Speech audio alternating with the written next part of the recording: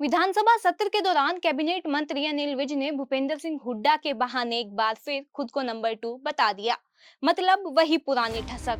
जो लोग सोच रहे थे कि नगर निगम चुनावों के बाद अनिल विज के खिलाफ पार्टी उनके पुराने बयानों पर कुछ कार्रवाई करेगी, उन्हें संभवतः अब यह मान लेना चाहिए कि विज को भेजा नोटिस ठंडे बस्ते में जा चुका है।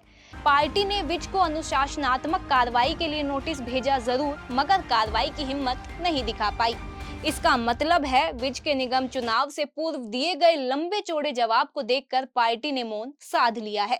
यह भी कह सकते हैं कि पार्टी को गब्बर को छोड़ने की बजाय गब्बर को शांत रखने में ही फायदा नजर आ रहा है।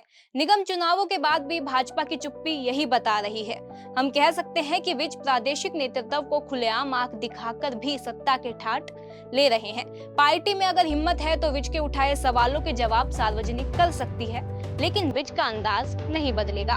भाजपा ने अनिल विज को 10 फरवरी को कारण बताओ नोटिस जारी करके यह पूछा था कि उन्होंने सीएम नायब सैनी और पार्टी के प्रदेशाध्यक्ष मोहन लाल बड़ोली के खिलाफ बयानबाजी क्यों की। पार्टी ने दिल्ली में होने वाले विधानसभा चुनावों को देखते हुए विज के कदम को बेहद गंभीर माना था। इसी दिन राजस्थान के कैबिनेट मंत्री किरोड़ीलाल मीणा को भी नोटिस भेजा गया था। सूत्रों के अनुसार पार्टी ने कार्रवाई के नाम पर बीच का रास्ता अब निकाला है। अनिल विज को सीएम व प्रदेशाध्यक्ष पर कटाक्ष करने से रोका है, जबकि सीएम और बड़ोली को विज की आपत्तियों को दूर करने के लिए कहा है।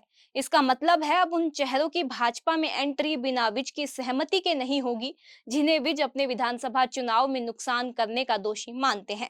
वैसे यह बात उसी दिन तय हो गई थी कि विज के खिलाफ अब कोई कार्रवाई नहीं होगी, जिस दिन उन्होंने सोकोज नोटिस का 8 पेज का जवाब दे दिया था।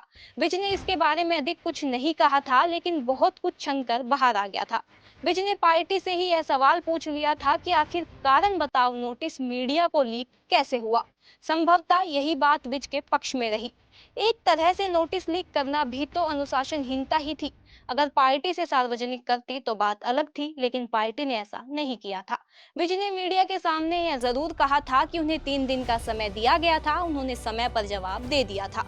उन्होंने यह भी कहा था कि हाईकमान को दिए जवाब को उन्होंने फाड़कर नष्ट कर दिया है। कागज की कतरन जेब में है। खैर, अब नोटिस और नोटिस के जवाब की बात पुरानी हो चुकी है। विज इसलिए नाराज थे क्योंकि पार्टी के अंदर विरोध के कारण उन्हें 2024 के चुनाव में कड़े मुकाबले में फंसना पड़ा था। चित्रा सरवारा ने उन्हें कड़ी टक्कर दी थी। विज का शक अपनी ही पार्टी के नेताओं पर था। विज ने और भी बहुत कुछ कहा था, लेकिन यह सब बातें अब अतीत का हिस्सा है। ताजा मामला केवल यही है कि विज फिर अपने पुराने तेवर दिखाना शुरू कर चुके हैं और पार्टी ने अपने वरिष्ठ नेता के साथ तालमेल कायम कर लिया है। कारण बताओ नोटिस का जवाब उन्हीं नेताओं को सीख देने वाला रहा जिन्हें विज के बयान चुभ रहे थे। आज के लिए इस खबर में बस इतना ही। अगर आपको हमारी खबरें अच्छी लगती है तो चैनल को सब्सक्राइब करें, वीडियोस को लाइक करें, शेयर करें और कमेंट करना भी न भूलें। धन्यवाद।